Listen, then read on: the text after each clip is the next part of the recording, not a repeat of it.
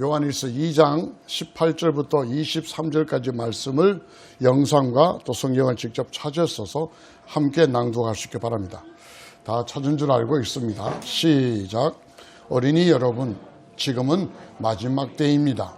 여러분이 그리스도의 적대자가 올 것이라는 말을 들은 것과 같이 지금 그리스도의 적대자가 많이 생겼습니다. 그래서 우리는 지금 이 마지막 때임을 압니다. 그들이 우리에게서 갔지만 그들은 우리에게 속한 자들이 아니었습니다. 그들이 우리에게 속한 자들이었다면 그들은 우리와 함께 그대로 남아 있었을 것입니다. 그러나 결국에는 그들은 우리 모두에게 속한 자들이 아니라는 사실이 드러나게 되었습니다. 여러분은 거룩하신 분에게서 기름 부으심을 받아 모든 것을 알고 있습니다. 여러분이 진리를 알지 못한다고 해서 여러분에게 내가 이렇게 써 보내는 것이 아닙니다.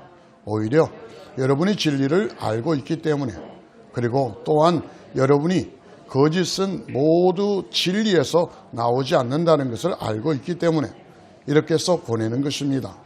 누가 거짓말쟁이입니까? 예수가 그리스도이심을 부인하는 사람이 아니고 누구겠습니까? 아버지와 아들을 부인하는 사람이 곧 그리스도의 적대자입니다. 누구든지 아들을 부인하는 사람은 아버지를 모시고 있지 않은 사람이요, 아들을 시인하는 사람은 아버지를 또한 모시고 있는 사람입니다. 아멘. 한 주간 잘 지내셨습니까? 반갑습니다. 예배분에 같이 한번 인사들 나누십시다. 오늘도 함께 예배드리기 위해서 반갑습니다. 요즘 이렇게 잘 만나지 못해서 그런지 또 이렇게 만나는 것이 되게 반갑습니다. 코로나가 지금 5만 명대가 한 3일 지금 계속되고 있고요. 지난주에 3만 명 겨우 넘뚱말뚱했는데 한 주 만에 또 거의 배가 가까워 되어 있습니다. 아마 다음 주쯤에는 한 10만 명 되지 않을까 그렇게 한번 예상을 해봅니다.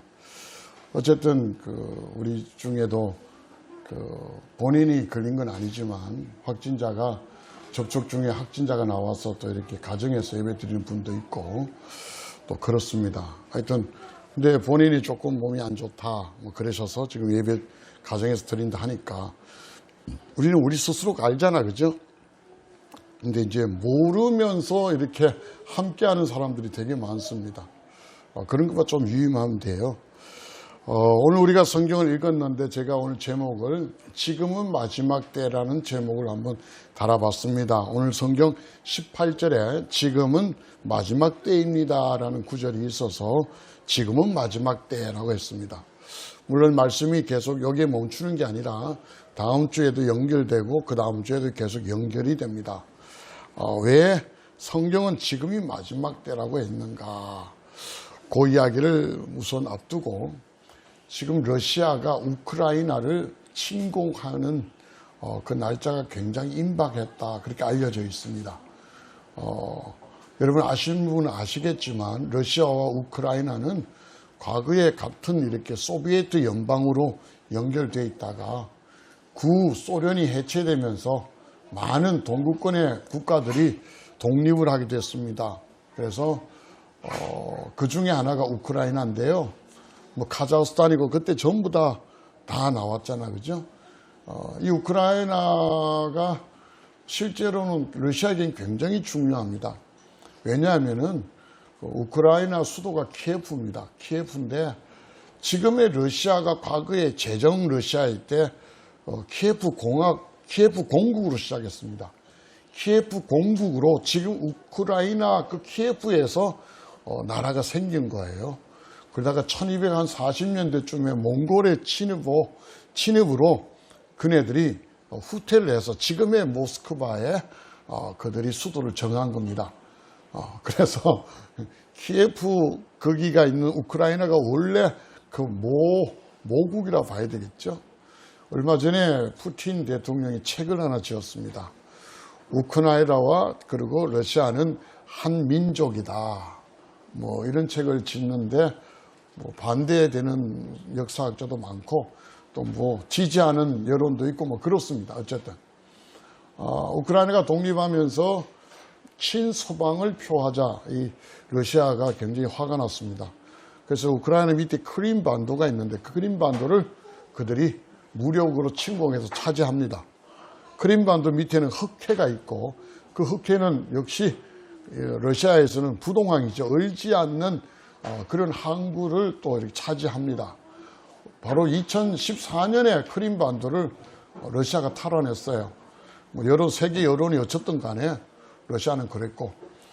근데 이제 아르헨티나가 자꾸 몰리니까 러시아가 자꾸 뭔가 이렇게 침공할 그런 게 있으니까 이 서구 쪽으로, 서방 쪽으로 자꾸 이렇게 친서방 정책을 핍니다. 심지어 1994, 5년경에 동독이 이렇게 무너지고 통일되는 그때에 그 전에 동독에는 소련군이 진주에 있었습니다. 서독에는 미군이 진주에 있었고, 그래서 미군과 소련군이 서로 서약을 맺습니다. 동독이 일단 통일이 되더라도 동독 이후로 절대로 침공하지 말라 이렇게 서로 사인을 하고 철수를 했습니다. 서독의 미군, 동독의 소련군이 철수하자 서독과 동독이 하나가 되고 통일이 됩니다. 통일이 되자마자 그 다음에 2000년 지나자 소비에트 연방이 무너지기 시작했고, 그러면서 많은 동구권의 나라들이 독립하게 되고, 재밌는 건 그렇게 독립한 나라 폴란드 이런 나라들이 전부 다 나토에 다 가입합니다. 폴란드가 나토에 가입하고 저 발트의 3국도 마찬가지죠. 다 나토에 가입합니다. 그리고 우크라이나도 나토에 가입하겠다고 이렇게 지금 신청해 놓은 상태입니다. 그러니까 지금 벨로루스 하나만 아직 안 되는데 벨로루스하고 밑에가 폴란드예요. 그런데 벨로루스는 가입을 안 했으니까 러시아하고 벨로루스가 폴란드 사이에 이렇게 텀이 생긴 거예요. 근데 우크라이나는 바로 러시아하고 국경을 맞닿아 있는데, 그리고 우크라이나에서 얼마 떨어지지 않는 것이 모스크바입니다. 근데 우크라이나는 과거 체르노빌 아시죠? 원자 발전소가 불이 나면서 방사능 노출돼가 십수년간 엉망이었던 그게 우크라이나 북서쪽에 있는 그 도시입니다. 그러니 우크라이나에 핵 무장될 수 있는 기반이 되게 많아요. 러시아가 우크라이나를 독립시키면서 하나 합의한 게 있습니다. 절대 핵무기를 가지지 말라. 그 정도로 우크라이나는 핵무기를 가질 수 있는 여건이 많이 되어 있어요. 그런데 그것이 나토에 들어가고 러시아 코앞에서 핵무기 장착한다면 러시아는 굉장히 위험스러워 부담이 많습니다. 그래서 우크라이나 그 국경지대에 지금 한 20만 명이 채 못 되지만 군대가 주둔하고, 얼마 전에 조 바이든하고 푸틴하고 1시간 동안 전화를 했답니다. 그러고 나서 결론이 뭐냐? 우크라이나 주재 미군 공사들, 대사들, 가족들 전부 다 철수시키는 거예요. 그래서 지금 우크라이나에 있는 각국 대사들, 가족들이 다 철수되는 상황이고, 심지어 미국에서는 이런 이야기합니다. 지금 오는 주 수요일 16일, 3일 뒤죠. 16일이 러시아가 우크라이나를 침공하는 날이 될 수도 있다. 그 정도입니다. 제가 왜 이 이야기를 좀 길게 하냐 하면은 계시록을 연구하고 종말을 연구하는 사람들이 늘 이야기하는 것이 러시아입니다. 성경에서 러시아는 마곡 또는 곡이라는 이름으로 나옵니다. 야발의 자손들 중에 이름인데요. 이 마곡과 곡이라는 이름을 지금의 러시아로 그렇게 인정을 합니다. 그래서 마곡과 곡이 일어나서 전쟁을 펼치는 순간이 종말의 시기 속에 나타나는 것 중에 하나의 현상이라고 굉장히 지금 주시합니다. 과거에 소련에 있을 때, 소비에트 연방으로 있을 때 적그리스도를 소련이라고 이야기할 정도로 종말론자들은 러시아를 되게 조심스럽게 중요하게 생각합니다. 그래서 러시아가 시리아를 침공하고 시리아를 통해서 이스라엘을 침공할 때가 종말의 시계가 완전히 이제 이루어지는 시기다. 이렇게까지 지금 보고 있습니다. 어쨌든 이 러시아가 움직여서 우크라이나를 공격하고 아르바이잔 공격하고 막 이렇게 펼치는 순간이 되게 위험하다. 마지막 때다. 그렇게 종말론자들은 말을 하고 있습니다. 자, 그런 시국에 지금 우리가 성경을 펼치니 여러분, 지금이 마지막 때입니다. 이렇게 시작한다는 거죠. 자, 그러면은 이 마지막 때를 성경은 왜 마지막 때라 할까? 러시아가 지금 침공을 앞두고 있어서 마지막 때라고 하는 게 아니라 성경에는 마지막 때라고 하는 말의 이유를 이야기합니다. 먼저 18절 보십시오. 여러분이 그리스도의 적대자가 올 것이라는 말을 들은 것과 같이 지금 그리스도의 적대자가 많이 생겼습니다. 그래서 우리는 지금이 마지막 때임을 압니다. 이렇게 성경 우리에게 말합니다. 그리스도의 적대자라고 표현했는데 과거 성경은 적그리스도라고 표현합니다. 저는 그게 훨씬 더 괜찮은 번역이라 생각해요. 영어로는 안티크라이스트입니다. 안티 알죠? 안티. 반대하는 것. 그래서 좀 점잖게 우리는 그리스도의 적대자라고 표현했는데 적그리스도를 이야기합니다. 자, 여러분이 들었을 때 적그리스도가 생겨난다는 걸 여러분이 들었지 않았습니까? 그런데 지금 많이 생겨났습니다. 그래서 우리는 지금이 마지막 때임을 알게 됩니다. 이런 논리로 지금 이야기합니다. 그러니 마지막 때라고 주장하는 이유가 적그리스도가 많이 생겼기 때문입니다. 그렇게 말합니다. 원래 적그리스도를 할 때는요, 원래 정관사들을 붙입니다. 왜냐하면 적그리스도는 그냥 우연히 생기는 것이 아니라 성경에서 분명히 명심합니다. 명시해서 적그리스도이기 때문에 그 적그리스도 이렇게 말하는 게 맞습니다. 우리가 태양을 말할 때 그냥 선이라고 하지 않습니다. 더 선입니다. 왜? 우리가 태양 할 때는 하나잖아요. 누구나 다 아는 태양, 그 태양입니다. 어선이 아니라 더 선입니다. 마찬가지로 성경에서 말하는 적그리스도 하면 꼭 관사를 붙습니다. 정관사를. 그 적그리스도. 근데 재미있는 것은 여기에서 여러분이 적그리스도가 올 것이라는 말을 들은 것과 같이 할 때 이 적그리스도는 관사가 있는 The Antichrist입니다. The Antichrist. 근데 뒤에서 보면은 지금 그리스도의 적대자가 많이 생겼습니다 할 때는 Many Antichrists 복수를 씁니다. 그러니까 지금 여기 좀 뉘앙스가 차이가 있는 거예요. 예?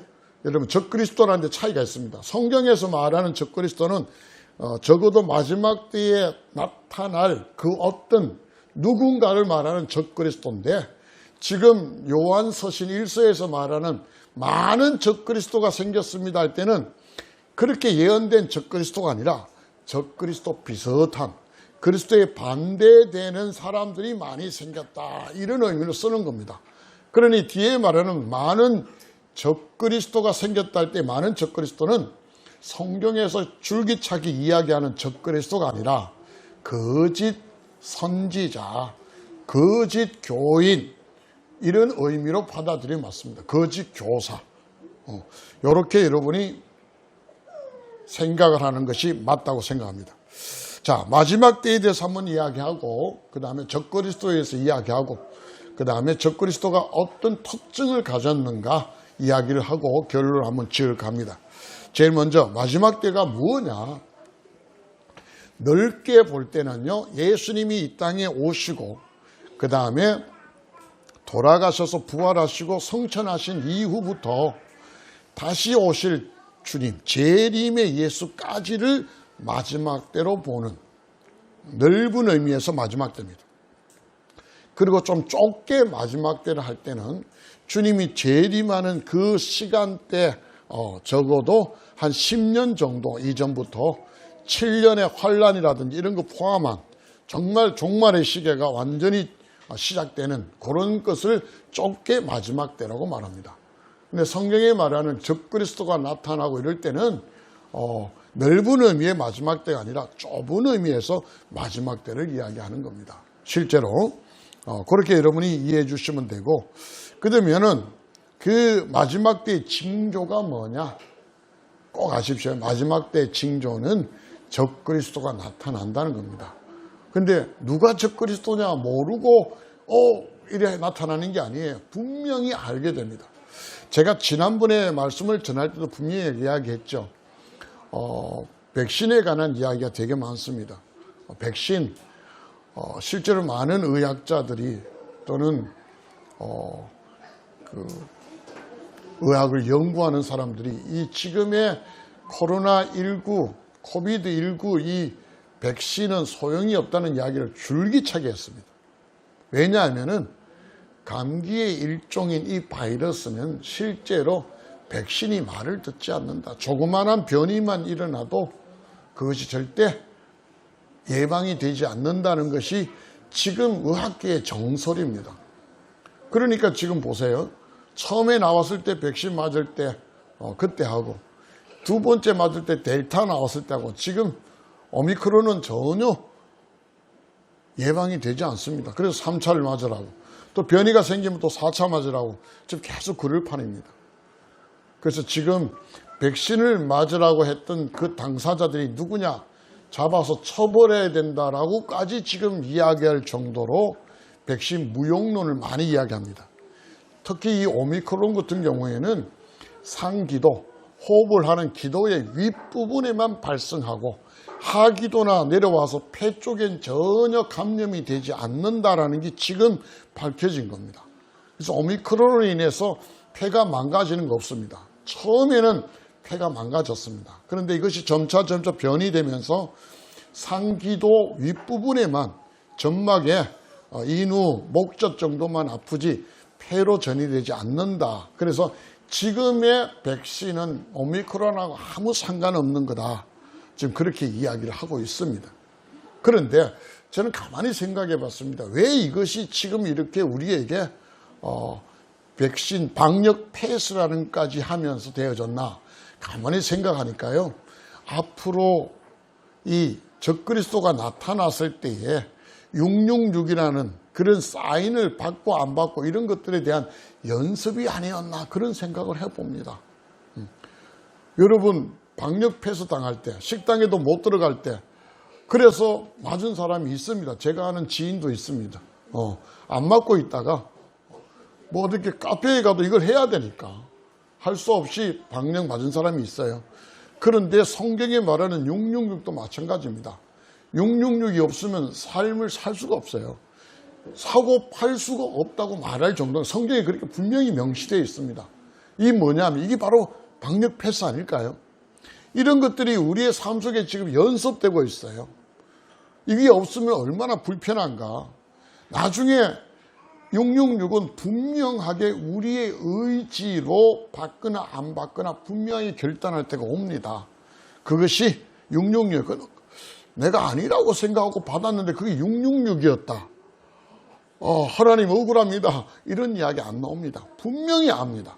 그게 666이에요. 한간에는 무슨 베리칩이 666이고 바코드가 666이고 뭐 주장하는 사람 많아요.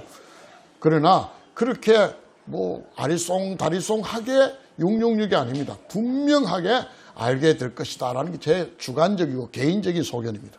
그래야 하나님이 우리에게 하실 말씀이 있죠. 네가 분명히 알고 받았잖아. 이런 연습들이 지금 일으키는 거예요. 지금 해봤잖아요. 내가 백신을 안 맞으니까 얼마나 불편하더래. 지금 백신이 이거 소용없는데도 우리가 다 맞는 연습을 했고 또 그걸 통해서 패스하는 연습을 했잖아요. 앞으로 이제 우리가 사고 팔고 못하고 생활하기 어려울 지경이 오면서 네가 예수를 믿는 거 포기하냐 아니면 예수 믿고 이런 걸 다 불편하게 어렵게 생활할 거냐 선택할 일이 온다는 거죠. 그게 마지막 때입니다. 실제로. 우리들 중 누구도 우리는 그런 일이 없어도 그런 일이 있어도 절대 666 받지 않겠습니다 말하지만 이 훈련이 이렇게 나도 모르게 계속 되어져요. 어느 날 불편함을 느낄 때 나도 모르게 의지를 가지고 666을 받게 되는 날이 온다는 거예요. 그래서 성경은 항상 우리 보고 깨어 있으라 그리고 정신 차리라고 말합니다. 그래서 저는 앞으로 백신 제가 3차까지 맞았습니다마는 교회 목사가 되어서 이렇게 활동하는데 뭐 정부의 뭔가 협조도 있고 그래서 이렇게 맞았고 근거도 있었기 때문에 했지만은 더 이상은 맞지 않기로 제가 그렇게 결심을 했었습니다. 왜? 지금 거는 전혀 다르지 않으니까요. 그리고 각국에도 지금 오미크론 이후에는 거의 감기 수준이다. 뭐 지금 이렇게 나옵니다. 얼마 전에 질병청장이 했던 정은경 씨가 이번에 그 감사에서 국정감사에서 나와서 이야기했습니다. 이제 2월 20일 이후로는 정부에서 이 코로나19를 거의 감기 수준으로 이렇게 대응책을 구성하고 있다. 지금 중환자들의 그 병상은 20%밖에 안 됩니다. 가동률이. 대신에 확진자가 재택에서 지금 치료하는 게 15만 명이 넘었습니다. 그 20만 명에 가깝게 지금 재택에서 치료하고 있습니다. 치료한다는 게 별거 아니었습니다. 그냥 7일 정도 푹 쉬는 것이 치료에 답니다. 물론 여러 가지 키트도 주고 하겠지만은 요즘은 또 이렇게 옛날에는 이렇게 격리자에게 뭐 생필품을 많이 공급했는데 요즘은 그것까지도 줄인다고 합니다. 같이 살아도 괜찮고 음성이 나온 사람들 같이 살면서 활동할 수 있도록 이렇게까지 하고 있어서 이제는 완전히 자가격리가 아니라 가정에서 그냥 이렇게 함께하는 그런 정도로 감기 정도로 취급한다 그렇게 되어 있습니다. 그래서 이런 부분들이 뭐냐, 앞으로 올 시대를 대비해서 우리로 하여금 이제 연습하는 것. 민방위 훈련 옛날에 많았죠. 재난 상황 속에서 우리가 어떻게 대처하는가 훈련하듯이 지금 666을 받기 위해서 이렇게 훈련하는 그런 것이 아닌가라는 생각을 한번 해봅니다. 자, 마지막 때는 첫 번째, 적그리스도가 분명히 나타난다는 사실. 그런데 그 적그리스도는요, 전영찬 집사님, 디모데후서 3장 한번 찾아놔 주시기 바랍니다. 디모데후서 3장. 말세에는 적그리스도가 나타나는데 적그리스도의 특징이 뭐냐면 능력을 행합니다. 적그리스도의 특징이 심지어는 예수님이 죽으셨다가 부활하신 것을 흉내낼 정도로 능력을 이야기합니다. 그래서 능력과 기적, 무슨 이사 이런 것들을 쫓아가는 사람들은 전부 다 이 적그리스도에 빠진다. 성경은 그렇게 이야기합니다. 자, 여러분 잘 한번 귀를 기울이세요. 예수님이 이 땅에 오셔서 능력을 행하셨습니다. 귀신도 쫓아내시고 병자도 치유하시고. 물론 저도 그런 사역을 본받아서 또 그런 사역도 합니다. 그런데 문제는 마지막 때에 적그리스도가 나타날 이 시기 때에는 주님의 능력을 부각하는 게 아니에요. 요한의 일서가 주시는 메시지가 뭡니까? 우리의 신앙의 삶의 기쁨이에요. 그리고 그 기쁨은 하나님의 아들 예수 그리스도와 사귐에서 나오는 겁니다. 그 예수 그리스도 이 땅에 오신 목적이 뭐예요? 그분이 이 땅에 저와 여러분을 사랑하기 때문에 왔어요. 처음에는 능력으로 눈이 뜨였지만 결국 끝은 마무리는 사랑입니다. 오늘 아침에 메시지를 올렸습니다마는 부자 청년이 나타나서 주님 이야기했잖아요. 어떻게 해서 영생을 얻을 것입니까? 할 때 주님 뭡니까? 말씀대로 살아라. 나 그거 열심히 살았습니다. 그러냐? 그럼 네 재산을 다 팔아서 네 이웃에게 다 나누어 줘라. 못하겠다는 겁니다. 그 십계명이라든지 율법의 그 맥락이 뭐냐면 사랑입니다. 하나님을 사랑하고 내 이웃을 사랑하라는 이야기입니다. 주님이 이 땅에 오셔서 수많은 기적과 능력들을 행하셨지만 그 결론은 사랑으로 맺어져야 된다는 겁니다. 그런데 그 사랑으로 맺어지지 못하고 여전히 기적에 목말라는 사람들이 나중에 어디로 가느냐? 적그리스도의 능력으로 다 따라가서 망한다는 이야기예요. 메시지가. 자, 디모데후서 3장에 보면은 말세에는 이런 징조가 따른다고 쭉 나옵니다. 자, 한번 나오죠. 1절부터 5절까지 나면 읽어봅시다. 시작. 그대는 이것을 알아두십시오. 말세에 어려울 때가 올 것입니다. 사람들은 자기를 사랑하며 돈을 사랑하며 뽐내며 교만하며 하나님을 모독하며 부모에게 순종하지 아니하며 감사할 줄 모르며 불경스러우며 무정하며 원한을 풀지 아니하며 비방하며 절제가 없으며 난폭하며 선을 좋아하지 아니하며 배신하며 무모하며 자만하며 하나님보다 쾌락을 더 사랑하며 겉으로는 경건하게 보이나 경건함의 능력은 부인할 것입니다. 그대는 이런 사람들을 멀리하십시오. 말세에 나타나는 징조입니다. 그런데 이 나오는 내용들이 뭐 특별한 거 있어요? 지금 우리가 살아가는 삶에 그냥 많이 볼 수 있고 많이 접할 수 있는 그런 내용들이에요. 그러니 큰 의미에서 지금도 여전히 말세 마지막 때의 모습으로 간다는 거예요. 그 다음에 제가 마지막 때 좁은 의미의 마지막 때 하나 더 말씀을 드릴게요. 이스라엘의 성전이 건축된다고 합니다. 여러분 지금까지는 그냥 마지막 때지만 진짜 마지막 때는 이스라엘의 성전이 건축된다는 겁니다. 그때 성경은 뭐라 그런 줄 압니까? 산으로 도망가라 그럽니다. 도망가라 합니다. 성전이 건축되고 그 성전이 건축되고 하나님 보좌에 적그리스도가 앉습니다. 그리고는 이제부터 나만 경배하라. 그리고 예수 믿고 하나님 경배하는 사람을 다 금합니다. 그때 666이 나타난다는 거죠. 그때 그거 받지 않고는 사고 팔고 생활이 안 됩니다. 그래서 숨어야 돼요. 그들을 피해서 숨어서 생활해야 되고 산에 가서 농사 지어서 살아야 되는 그런 모습들이 펼쳐지는 것이 성전 건축입니다. 지금 재미있는 것은 이스라엘은 성전 건축을 하기 위하여 모든 재료를 다 만들어 놨습니다. 심지어는 지정학적으로 이 연구를 해보니까 저는 이렇게 종말의 시간이 있잖아요.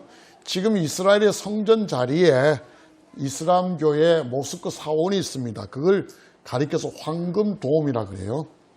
그 돔이 둥그렇잖아, 그죠?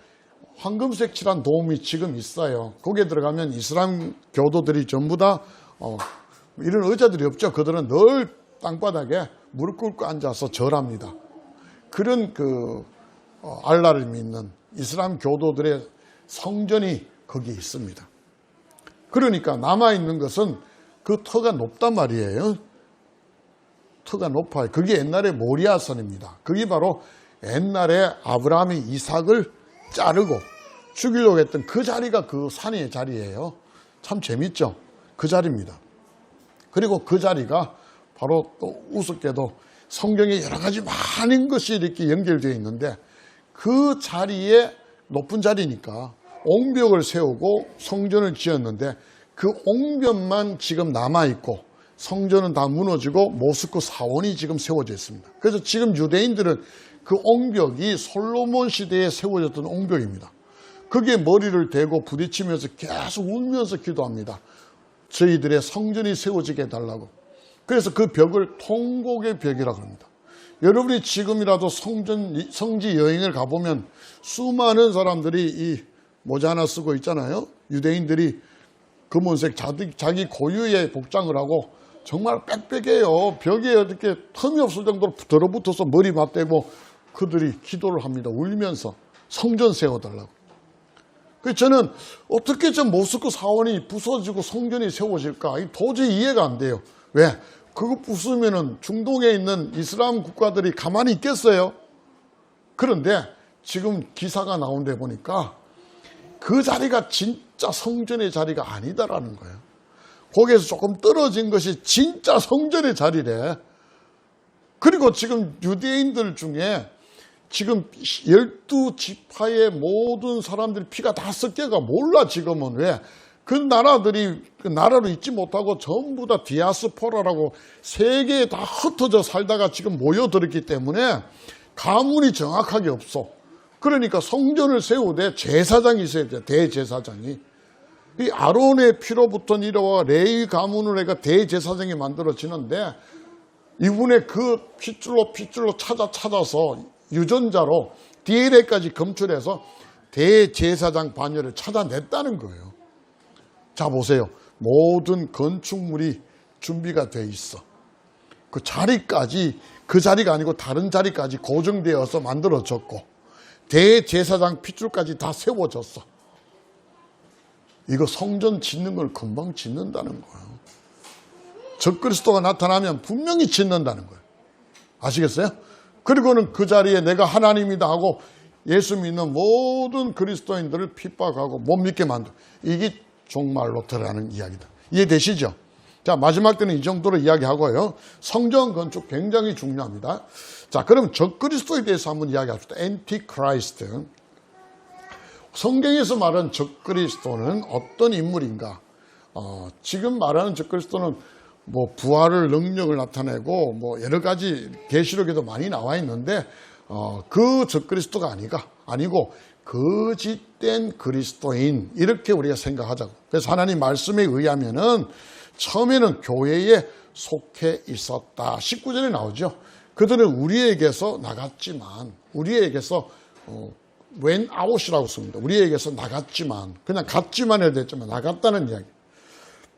근데 영어 성경에 보면 they went out from us 해놨습니다.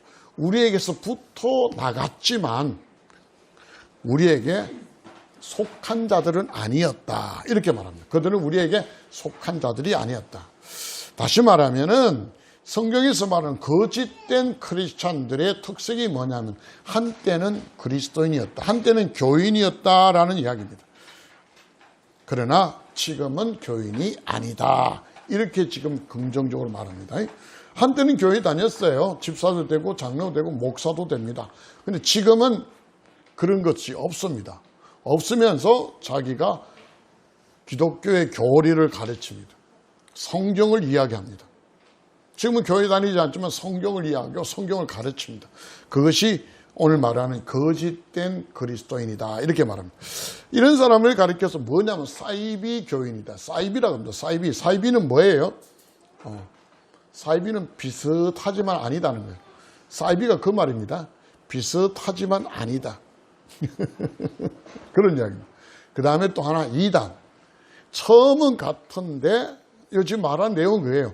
우리에게서 나갔지만, 우리에게 처음에는 우리에게 있었지만 나갔는데 지금은, 이단은 처음은 같지만 다를 이자입니다. 끝단자, 끝이 다르다. 그 이단입니다. 시작은 비슷하게 했는데 끝이 달라. 여기 이단이에요. 그래서 사이비와 이단을 지금 성경은 적그리스도다, 이렇게 지금 이야기하고 있습니다. 원래는 교회 내부에 있었지만 실제적으로 본질적으로 그들은 크리스찬이 아니었다는 이야기입니다. 왜냐하면은 그들이 진짜 크리스찬이었다면 지금도 우리 속에 아직 남아있어야 되었다. 그런데 남아있지 않았다면은 그들은 실제 중간에 변한 게 아니라 원래부터 그리스도인이 아니다. 지금 성경은 이렇게 말합니다. 자, 한번 보십시오. 어떤 사람이 구원받았다고 이야기했는데 나중에 예수를 부인하고 죽었습니다. 그렇다면은 우리는 결론적으로만 해석하는 겁니다. 그 사람이 구원받았다고 외칠 때는 구원받았을까, 안 받았을까요? 안 받았다는 이야기입니다. 결국은 구원받지 못하고 죽었다고 결론이 되어졌다면 그 전에 구원받았다고 외쳤다는 게 다 거짓이란 이야기예요. 지금 이 잘못된 거짓 교인들이 교회에 다녔지만 그 교회에 다니고 있었던 그 본질, 실제는 교인이 아니었다, 성도가 아니었다, 이렇게 지금 성경은 보고 우리들에게 이야기하는 거예요. 이해되시죠? 그들이 예수를 믿었고 그들이 뭐 경험을 했고 은혜를 받았고 헌금을 얼마나 내었고 자기가 하나님을 위해서 무슨 짓을 했고 이런 이야기가 아무 소용도 없다는 거예요. 결국이 그들이 나갔다면은. 이해되시죠? 성경이 보는 관점이 뭐냐는 거예요. 끝이 좋아야 된다는 거예요. 실제로 이단이 바로 끝이 안 좋다는 이야기예요. 끝이 좋은 성도들이 진짜 성도다, 본질적으로 처음부터 성도였다, 이렇게 말하는 거예요. 그럼 끝이 안 좋은 성도들은요, 그전에도 성도가 아니었다, 엉터리였다. 성경은 이렇게 본다는 사실을 꼭 기억하십시오. 그 다음에 적그리스도, 거짓 교사들이 또 하나의 특징은 뭐냐면은 오늘 성경에 말하죠. 22절 보십시다.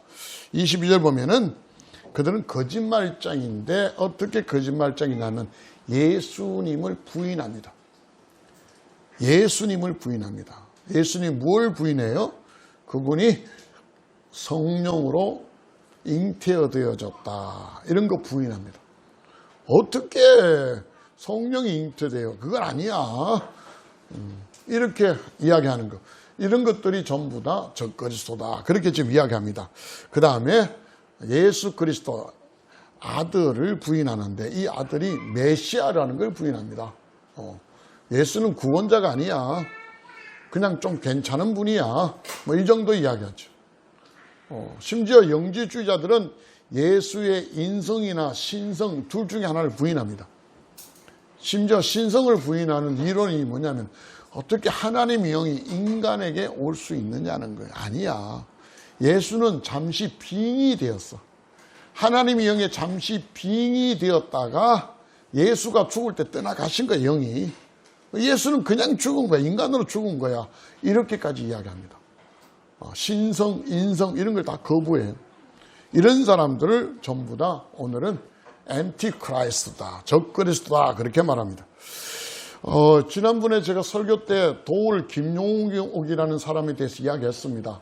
그분이 뭐 요한복음 강해라든지 뭐 마가복음 강해, 심지어는 없는 성경 중에 도마복음 강해, 로마서 강해, 아이고 책들을 엄청나게 지어냈습니다. 그리고 어떤 이상한 교회, 그 교회도 이상한 교회예요. 뭐 교회 이름도 벙커교회입니다. 벙커교회. 그런 교회에서 설교도 막 하고 그렇습니다. 그런데 그에게 질문합니다. 당신은 예수를 어떤 사람이라고 봅니까? 그 질문한 책 중에 그 내용 중에 그가 책을 지었습니다. 예수전. 예수전이라는 책을 만들었는데 거기 내용 예수는 혁명가다. 예수가 메시아라고 말하는 게 아니라 예수는 혁명가다 그렇게 말합니다. 그러면서 그가 모태신앙이었고 지금도 설교하고 성경을 강의하는 책들을 써냅니다. 저는 이런 사람들이 엔티크라이스트예요. 심지어 대선 후보 중에 한 사람도 마찬가지입니다. 그 사람도 자기는 뭐 큰 교회, 분당이었던 교회 다닙니다. 지금도 주일 되면 성전집들 교회는 다닙니다. 근데 기자가 인터뷰합니다. 당연히 교인이냐? 나 기독교인이라고. 그럼 예수님은 어떤 분이냐? 예수님은 불우한 그런 척박한 속에서 혁명을 일으키신 분이다. 역시 마찬가지로 예수를 혁명가쯤으로 생각합니다. 이런 사람들이 전부 다 여기 말하는 엉터리 교인들입니다. 예수는 혁명가 아닙니다. 예수님은 우리를 구원하신 구세주입니다. 믿으시면 아멘 하시기 바랍니다. 이걸 부인하는 사람들이 전부 다 엔티크리스도라는 거예요. 그런데 오늘날 이런 사람들이 너무 많아요. 성경이 말한 그대로 많이 생겼어요. 매니 합니다. 많이 생겼습니다. 그리고 22절에는 이런 사람을 거짓말쟁이라고 합니다. 거짓말쟁이. 이런 사람, 아들을 부인하는 사람, 이런 사람들이 적그리스도다. 그런데요, 저는 이 말씀을 하나도 보태고 싶어요. 아들을 부인한다는 말이 무엇일까? 메시아를 부인하고 인성과 신성만 부인하는 사람이 적그리스도일까? 아니다. 교인의 탈을 쓰고 예배를 드리고 헌금을 드리고 시간을 내어서 하나님 앞에 자기 자신을 드리지만 그 아들의 말씀을 내가 듣지 않는다면 이것도 마찬가지 아닐까라는 생각이 되게 듭니다. 그래서 부인한다는 말이 와이프가 아니죠. 혹시 또 와이프로 생각하는 사람이 있습니다. 예수를 아들을 부인한다는 말이 반대한다는 거예요. 그런데 이걸 적극적으로 반대하는 사람이 있어요. 적극적으로 돌아다니면서 예수가 뭔 우리의 신이냐고 이렇게 말하는 사람은 적극적으로 부인하는 사람. 그런데 부인은 하지만 말을 안 하는 사람 있잖아. 괜히 말해봐야 얻을 게 없으니까 말은 안 해요. 속으로 부인해. 이런 사람은 소극적 부인하는 사람. 이해되죠? 그 다음에 하나 더 제가 생각이 나더라고요. 이 사람은 뭐냐면 은닉적 부인입니다. 속으로는 예수를 부인하지만 입으로는 예수가 정말 제대로 되신 분이지요 이렇게 말하는 사람. 위장된 사람들. 이해되세요? 거짓말하는 사람. 마치 신천지 교회나 똑같아. 이곳에 와서 하나님을 찬양하고 하지만 이단을 믿는 신천지 교회는 똑같은 이야기예요. 예수를 인정하지 않지만 오늘 성경 22절 23절에 보면 시인이라는 단어입니다. 예수를 하나님의 아들로 그리고 나를 구원하는 구원자로 시인하진 않지만 겉으로만 찬양하고 기도하고 이런 사람도 전부 다 부인하는 사람들. 그러니까 오늘날 교회 안에도 이런 사람이 얼마나 많을까요? 이런 사람의 특색이 뭐냐 하면 하나님 말씀은 말씀대로 그냥 내버려 둡니다. 아무 영향을 끼치지 않습니다. 내 삶에 하나님 말씀이 적용되지 않아요. 다시 말하면 아들을 부인하는 사람들의 특징은 뭐냐면 삶이 변화되지 않는 삶입니다. 예수 믿고 삶이 변화되지 않아요. 술을 마시고 성경에 어디 술 마시지 말라는 말이 어디 있나? 술 취하지 말라 그랬지. 취하지 않으면 돼. 이런 사람들 특성이 그렇습니다. 담배 피고 지멋대로 하고 있는 사람들. 성경에 담배 피지 말라고 하는 게 어디 있냐고 외치면서 계속 담배를 즐기는 사람들. 이런 사람들이 변화되지 않습니다. 그것이 부끄럽고 그것이 수치스럽고 예수 믿는 내가 그런 것에 대하여 악한 습관에 대하여 부끄러워요. 이런 사람들의 특색이 오늘 여기 나온 아들을 부인하는 사람이라고. 교회에 얼마나 많을까요? 그래서 오늘 성경이 뭐라 그래요? 많이 생겨났습니다. 그래서 지금이 마지막 때입니다. 그렇게 말합니다. 저는 오늘 이 말씀을 통해서 마지막 때라는 것을 말씀을 드렸고요. 두 번째 적그리스도라는 것. 성경에서 말하는 이 적그리스도는 어떤 인물이냐? 거짓된 교인을 이야기한다. 거짓된 교인이 어떤 인물인가에 대해서 설명을 드렸습니다. 그리고 마지막으로 아들을 부인하는 자는 아버지를 부인합니다. 아들을 시인하는 자는 아버지를 시인하고 아버지를 모시고 있는 사람입니다. 이렇게 결론이 되어집니다. 그리고 부인에 대해서 말씀을 드렸습니다. 적극적으로 부인하는 자, 소극적으로 부인하는 자, 그 다음에 부인하지만 감추고 은닉하고 그냥 예수 믿는 척하는 사람들. 이런 사람들은 결단코 아버지와 함께 있지 못합니다. 아들과 사귀지 못합니다. 그래서 그들 속에는 기쁨이 없습니다. 그들은 빛 가운데 살지 못합니다. 그들은 사랑하는 척만 하지 결코 사랑하지 않습니다. 그것이 오늘 요한의 일서뿐 아니라 전체적 성경에 흐르는 흐름이라는 사실을 기억하십시오. 말씀을 결론을 냅니다. 여러분 예수님을 믿잖아요. 예수님을 믿는다는 것은 이 마지막 때에 저와 여러분이 예수님의 말씀을 듣고 삶을 변화시켜 가는 겁니다. 능력과 권세에 붙들리는 것이 아니라 사랑의 삶으로 바뀌어 가는 겁니다. 나를 불편하게 하고 나를 아프게 했던 사람까지도 주님의 그 말씀을 믿으며 그를 사랑하는 모습으로 나아가는 것. 어렵죠. 힘들죠. 그러나 울면서 나아가는 겁니다. 그게 우리들이 변화된 삶이에요. 아직은 사랑하지 못합니다. 그러나 적어도 내 목표가 내 삶의 방향이 그쪽으로 나아가는 것. 해보니까 안 된다 하고 돌아서는 건 결코 여기에 말하는 아들을 시인하는 것이 아니라 아들을 부인하는 자입니다. 아직은 안 돼요. 그러나 하나님의 은혜를 베풀어 주세요라고 나아가는 삶. 그것이 우리들이 나아가야 돼요. 성경이 말하고 있는 크리스찬의 삶이라는 사실을 꼭 기억하십시오. 병자 치유하고 귀신을 쫓아내는 거 그게 그리스도인의 삶이 아닙니다. 그것은 눈먼 자들을 믿기로 끌어들이는 성경의 메시지 사실을 기억하시고 참된 메시지는 진정한 사랑으로 우리 모두가 하나 되는 그런 삶을 성경은 말하고 있다는 사실을 기억하십시오. 오늘 이 말씀이 마지막 때를 살아가는 우리 그리스도인들에게 반드시 기억해야 될 메시지입니다. 이제 다음 주에는 이런 마지막 때에 우리는 과연 어떻게 살아가야 될 것인가? 적그리스도가 많이 생기고 아들을 부인하는 이런 지경에 우리는 어떻게 살아가야 될 것인가가 다음 주에 우리가 또 한번 생각해야 될 주제의 말씀입니다. 같이 한번 기도하겠습니다. 사랑이 많으시고 그러니까 풍성하신 아버지 하나님, 오늘도 주님 앞에 마음껏 찬양을 드리며 또 귀한 말씀들을 예배 중에 선포케 하고 나누게 해주셔서 감사합니다. 이 마지막 때에 수많은 거짓된 교인들 또 적그리스도들이 많이 생기는 이 때에 오늘 우리가 귀를 열어 주의 말씀을 듣게 하시니 참 감사합니다. 하나님, 과연 우리는 이 마지막 때에 어떻게 살아야 될까요? 또 이 시대가 마지막 때라는 걸 어떻게 알게 될까요? 교회 안에 많이 생긴 적그리스도, 그리스도를 대적하는 자들은 어떤 특징을 가지고 있는가요?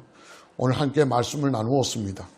하나님의 아들 예수 그리스도를 부인하는 그런 적그리스도를 저희들이 돌아보게 하시고 또 우리 자신은 과연 그리스도와 사귐이 있는 것인가 아니면 부인하고 사는 것인가를 돌아보게 하시며 그 아들이 주신 말씀들을 붙들고 우리의 삶이 변화되어 계속 하나님의 은혜를 구하며 주님이 보여주신 그 사랑의 길로 나아가는 저희들이 멋진 성도의 삶을 살아갈 수 있도록 인도하여 주시옵소서. 감사드리며 예수님의 이름으로 간곡히 기도드리옵나이다. 아멘.